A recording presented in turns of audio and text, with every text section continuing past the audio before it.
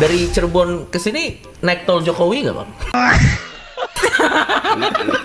Sebagai salah satu penasehat, kok bisa begini kemampuannya? Saya yang bukan sarjana hukum aja saya tahu kok. Hai Rocket Room, kau menuduh berlian saya lebih tajam dari otak saya.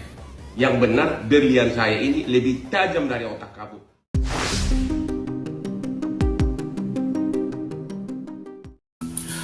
Oke guys, jumpa lagi di channel update.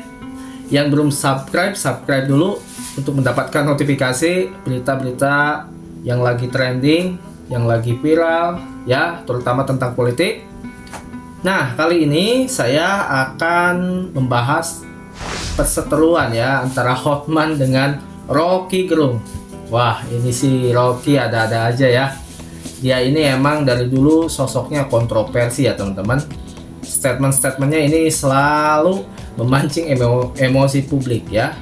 Nah, kali ini dia berhadapan dengan Hotman Paris. Wah, menurut saya sih ini seru banget ya. Secara keilmuan antara orang ini kan beda. Hotman sebagai ahli hukum, pengacara, sedangkan Rocky ahli filsafat. Nah, yang lucunya apa? Yang lucunya menurut saya ini Rocky ini seakan-akan dia itu paham betul ya masalah hukum, dan tentu hal ini pun memancing statement dari Hotman Paris. Sampai-sampai ya Rocky pun membalas dengan ucapan yang bikin Hotman ini jadi semakin panas ya. Nanti kita akan lihat videonya teman-teman. Dilanjut juga nanti ya ada video yang menurut saya sih ini lucu ya teman-teman ya, untuk menghibur kita semua, dari Natalius Pigai berdebat dengan Refli Harun.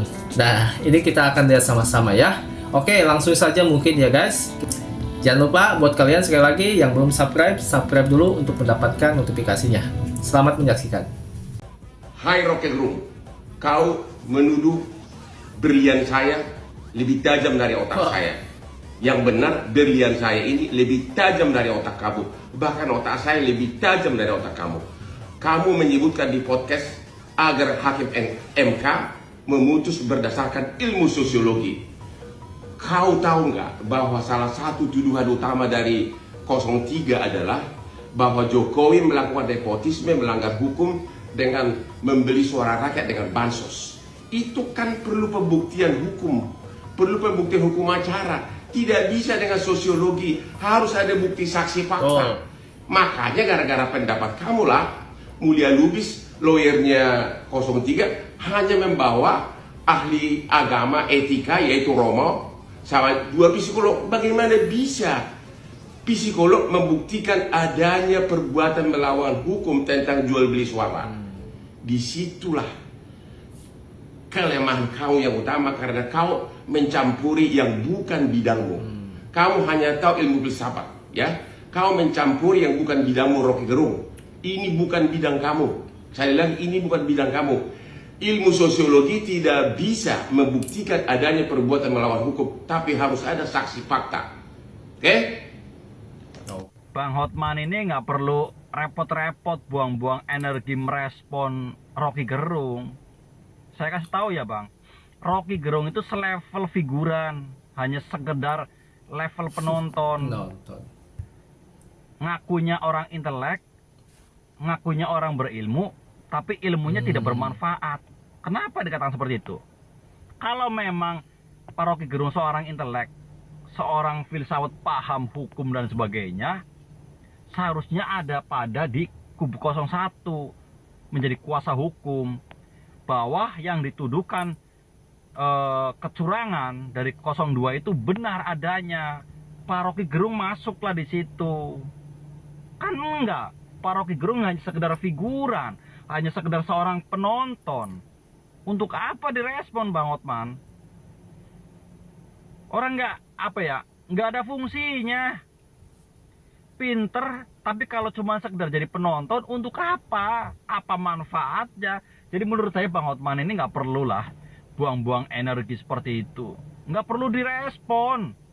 Adanya dia nyinyir, itu karena memang penonton Bang. Penonton itu wajar, orang nonton bola aja kalau aturan begini. Ya namanya penonton, ya maklumin. Itu. Jadi nggak usah buang-buang energi mengomentari Rocky Gerung. Rocky Gerung itu orang intelektual menurut pendukungnya. Buat saya, intelektual nggak di mana, nggak ada fungsinya kok. Kalau memang intelektual bener-bener ada fungsinya, harusnya Rocky Gerung gabung jadi kuasa hukum 01. Buktikan bahwa 02 itu melakukan kesalahan. Itu harusnya. Ini kan enggak, cuma sekedar penonton. Jadi wasit mending, jadi hakim garis mending, jadi penonton. Ya sama aja. Rocky Gerung itu levelnya masih figuran, masih penonton, intelektual versi pendukungnya. Buat pendukung 02 dan saya pribadi, Rocky Gerung bukan orang intelektual. Jauh. Ya, terima kasih. Refli Harun, Ferry Amsari, Rocky Gerung ini terutama dia kalau ngomong nggak pernah jaga perasaan. Tadi malam saya lihat di TikTok, dia bilang sidang MK yang tidak pakai otak. Ini kok parah. aneh ini. Harus dijumpai ini, dipertanyakan kepada ini sebenarnya. Apa sebenarnya yang dimaksud dengan ya persidangan MK yang tidak pakai otak? Ini pelecehan sebenarnya.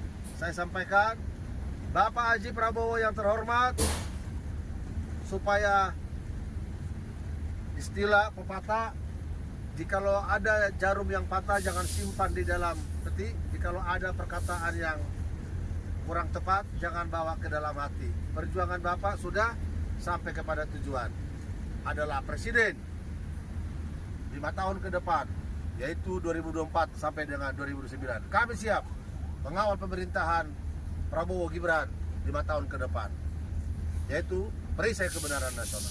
Nah ini guys, video sih udah lama ya. Ini momen yang paling saya suka ya, dimana si Rocky ini tampaknya kena ulti sama seorang mahasiswa ya. Dan saya respect sama mahasiswa ini. Kita lihat videonya guys. Oke, kepada Bung Rocky pada saat sekarang tentunya teman-teman sangat mengenal daripada sosok beliau ya kan. Oke, sangat mengenal daripada sosok beliau. Nah, ketika kita melihat daripada sosok beliau, dia memang pintar, tapi goblok memanfaatkan kepintarannya itu sendiri. Goblok. Dengan apa? Dengan apa sih? Dengan apa? Tentunya teman-teman tidak akan liar dari perkataan sopan santun itu bahasa tubuh. Oke. Nah, di dalam pikiran yang disopan santunkan adalah kemunafikan, betul? Nah, pas nyampe sini Rocky Gerung ya, itu dungunya sudah mulai nampak merusak esensi daripada acara ini. Ini pikiran paling pinter di kalangan kaum dungu. Bukan Pak ya. Jadi berbicara sopan santun langsung di depan mahasiswa Jawa Timur khususnya angkat kaki, masa cocok? Enggak kan? Jadi sopan santunnya digunakan, pintar boleh, goblok jangan. Oke. Makluk banget ya guys. Oke, itu pernyataan paling bagus. Saya kasih nilai A-. A untuk pengetahuan, minus untuk kedunguan. Bingung dia intinya. Bingung mau ngomong apa tuh si Rocky. Iya, angkat kakinya di depan ini nih, di depan yang nggak bisa dalam pemerintahan nih dia. Beraninya hanya di sini kalau beliau ini. Damn. Kenapa, Bung? Anda menginjak saya. Ya, sepertinya begitu, Bung. Hari ini Anda kurang beruntung, Bung. Tapi, ya biar saya terangkan itu pelan-pelan. Kalau dalam filsafat, ini bisa menjadi contoh yang bagus tuh tentang absurditas kehidupan. Karena kata Albert Camus, kita ditantang untuk membayangkan sisi pos bahagia tuh. Padahal tugas utamanya adalah absurditas. Kan itu dalil filosofinya tuh. Dari tai bisa ke filosofi. Ya. Tolong. Memang karena dari kejadian tidak mengenakan seperti ini, kita diajarkan untuk menerima dan mencari makna dalam kehidupan absurditas tuh. Kan itu poinnya tuh. Mirip lah ya. Cakep nih. Nah guys, ini pertanyaan yang cukup membuat si Rocky agak mengalihkan kalimatnya ya. Padahal simple loh, pertanyaan ini datang dari Coki ya di acara podcastnya. Kita lihat sama-sama. Dan buat teman-teman, buat Malakans biar tahu ya, Bang Rocky ini dari Cirebon, bener-bener menyempatkan waktunya untuk datang ke Malaka, ke Menteng, di jam macet. Kita sangat berterima kasih. Terima kasih Bang Rocky atas waktunya. Karena dari Cirebon ke sini naik tol Jokowi nggak Bang? Enggak, gue naik Gunung Ciremai, bukan naik Gunung Ciremai, bukan. Penyelamatan yang bagus. Oke. Nah, ini guys yang kita tunggu-tunggu. Video debat antara Pigai melawan Refli Harun. Nah, ini seru banget. Obrolannya luar biasa ya. Ini lebih seru, kayaknya ini perdebatan yang paling seru ya. Dibandingkan misalkan debat antara Hotman lawan Rocky, gak ada apa-apanya. Menurut saya ini yang paling seru. Dan saya acungi jempol buat Pigai ya. Karena akhirnya sih kita satu circle ya.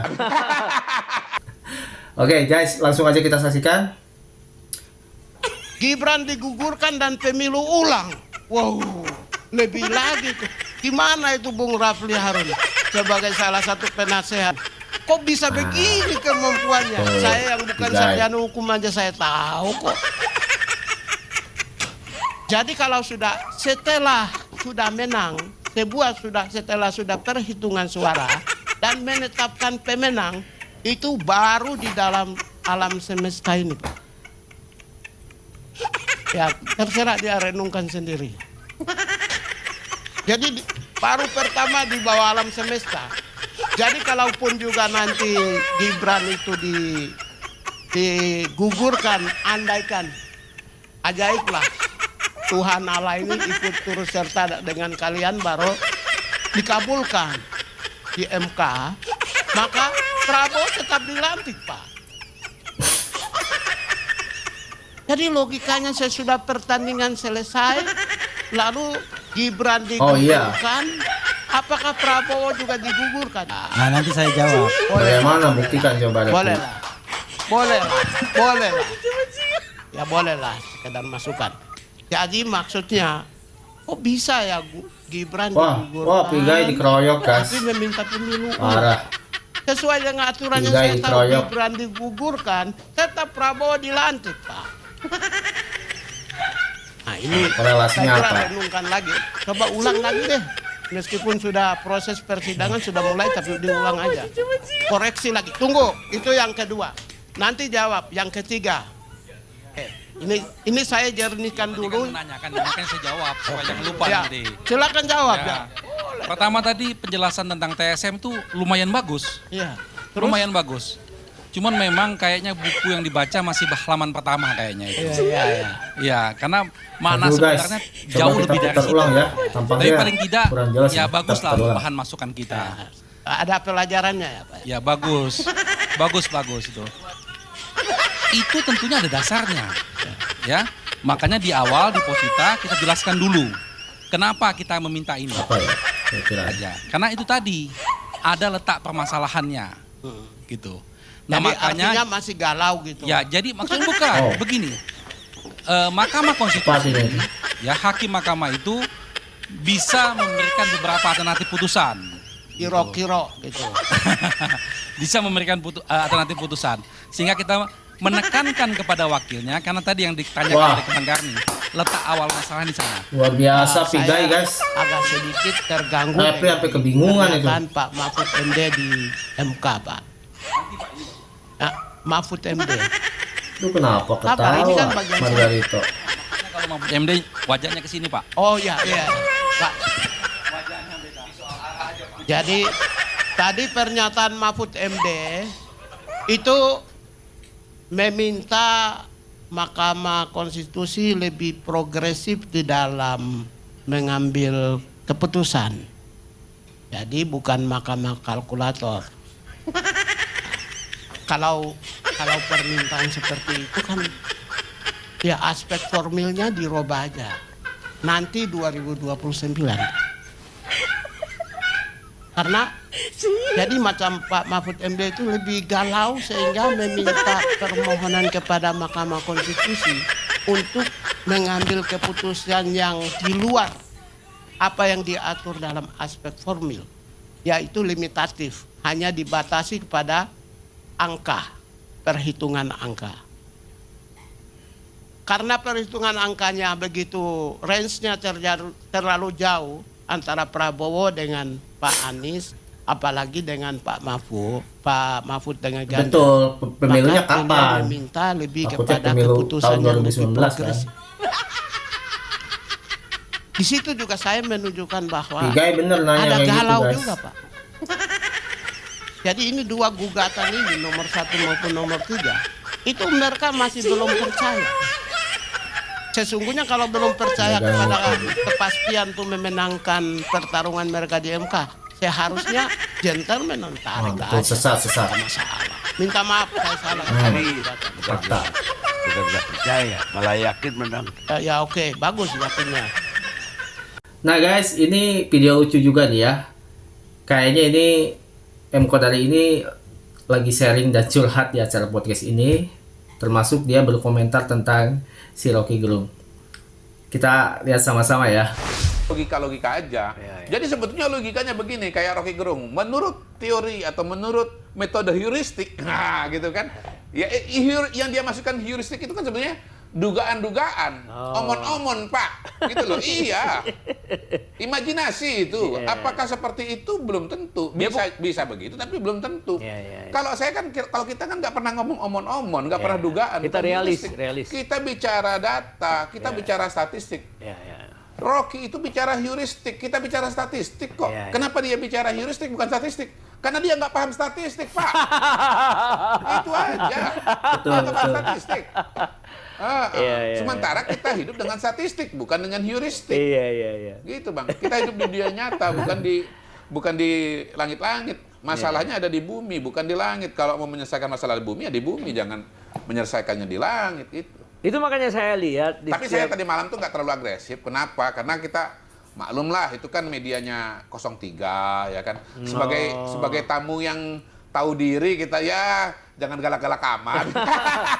Dan di situ saya respectnya sama Anda, sama Anda. Udah tahu Anda ya katakanlah bakal dirujak atau apa ya. Tapi Anda selalu tetap datang dan tidak pernah Lo karena juri yang tertinggi kan masyarakat, Pak. Luar biasa. Itu dia. Masyarakat nanti yang akan menilai itu. Ya, saya kan misalnya gini, misalnya Aiman di bagian akhir mengatakan silakan Pak Rocky memberikan kata penutup, closing statement. Malah pidato panjang kali lebar di situ Rocky-nya gitu. Padahal katanya waktunya udah mau habis. Kita sudah mau habis waktunya. Silakan closing statement. Saya tuh punya pilihan untuk berdiri juga kan gitu kan, kasih pidato juga. Cuman kan iya tadi, pertama kan kita tamu, udah tahu ini sebetulnya kan ibarat pertandingan sepak bola, Pak. Walaupun kita kuat, kalau kita main di kandang lawan, ya kita santun lah, Pak. Kan gitu kan, Pak. Yang kedua, saya kan juga toleran juga. Katanya udah closing statement, waktunya udah habis. Kalau saya ikut-ikutan berdiri, ya kan berarti nanti durasi akan tambah lewat kan gitu. Ya, kalau yang di Rossi di Kompas TV itu kan situasinya masih cukup kondusif kan. Nggak ada yang terlalu ngamuk-ngamuk gitu kan, Bang. Tadi malam tuh ada yang indikasinya ngamuk-ngamuk, Bang. Sampai berdiri-berdiri, Bang, gitu. Nih, saya atau tidak itu? Ada pengamat, ada ahli yang kemudian berpura-pura independen. Anies Presiden. Oke guys, sampai di sini. Semoga video-video tadi bisa menghibur kalian semua. Buat kalian juga jangan lupa untuk dukung terus channel update dengan cara subscribe, like, dan komen untuk mendapatkan notifikasi berita-berita terkini khususnya politik pemilu tahun 2024. Sampai jumpa di video berikutnya.